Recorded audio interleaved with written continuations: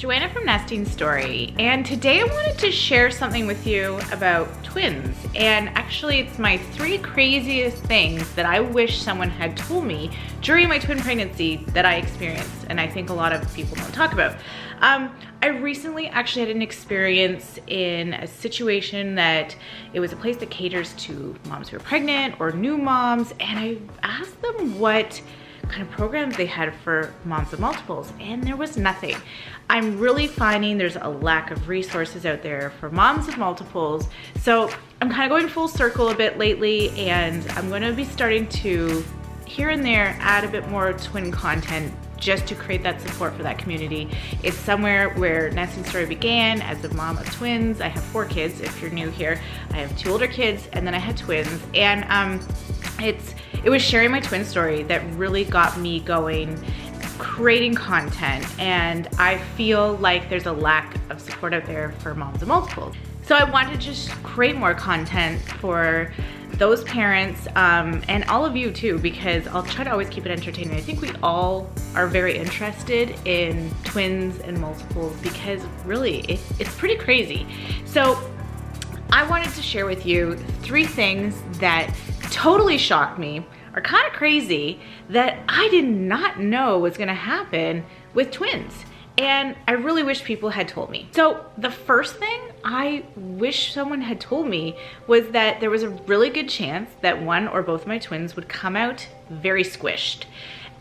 When I had Mia and Everly, I had them at 37 weeks, 4 days. It was my scheduled C-section. I had to have a C-section because Mia, baby A, was blocking the exit. She was kind of curled up around the majority of my belly, and she had shoved Everly up into my ribs, and there was just no way that I could be delivering them vaginally. So when they were born, Mia was born first. She had a round head and just like this little Christmas ham, just this chunky monkey that came out.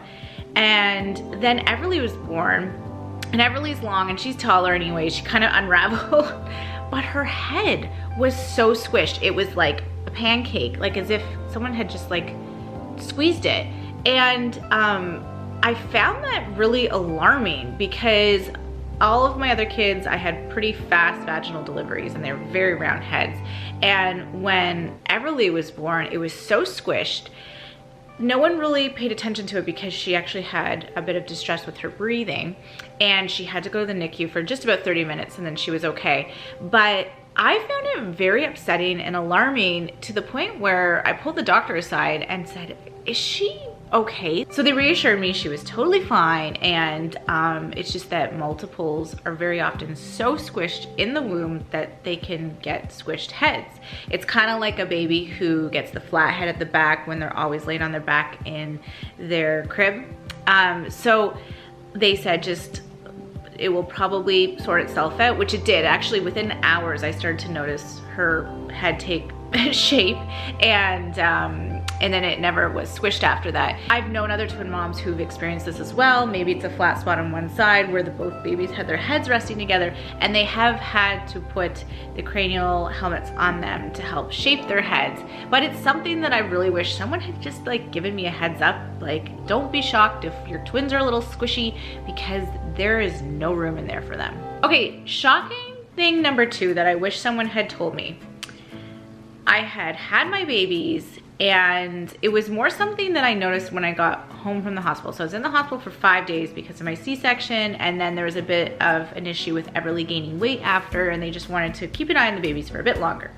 So I go home on day 5, and I go to sleep in my own bed, which is flat because my hospital bed was on an incline, so I didn't really notice this much.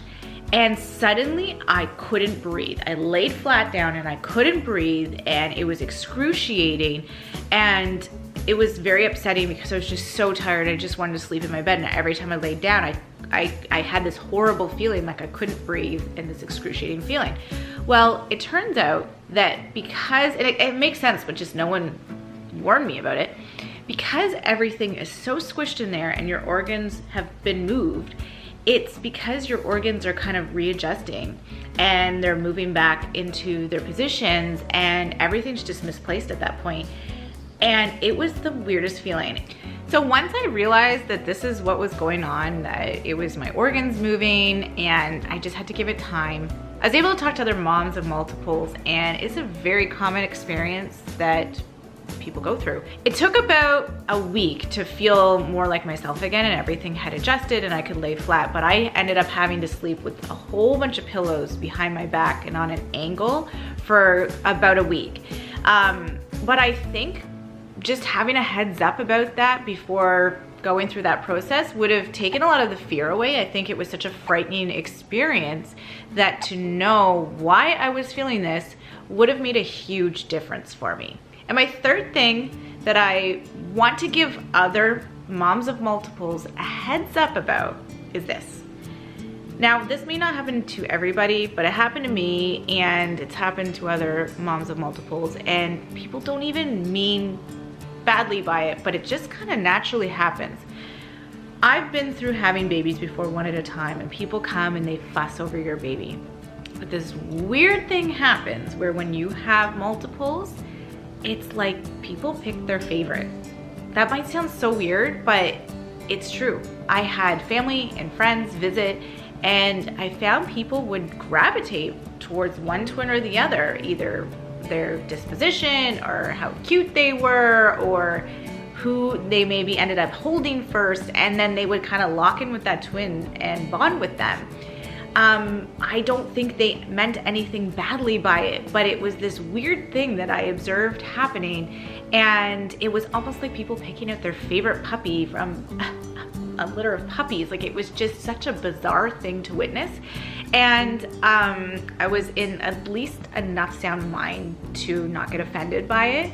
But it was just so interesting and weird and a little, you know, of course it was a bit frustrating or annoying at times, but I just think it's something that people did by accident.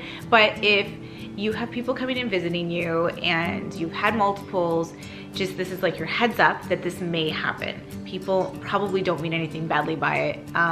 It's just a natural thing that seems to happen, and try your hardest to not be offended by this. It's just them showing their love in the only way they can. And I think that people who have not had twins, it's kind of this huge anomaly. It is like you've had this litter of puppies, and it's this cuteness overload and excitement. And I think sometimes things that come to people's mouths, they say it before they realize they're saying it.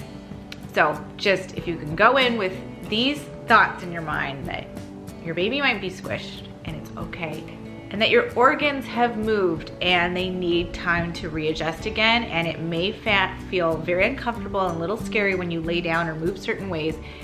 It's part of it. And also that people may gravitate or pick their favorite baby. I think just knowing and being prepared for things like this, it just helps with the process. So let me know, are you a parent of multiples, and did you experience any of these, or is there anything I'm missing that you wish you knew when you were pregnant with your multiples that would prepare you better?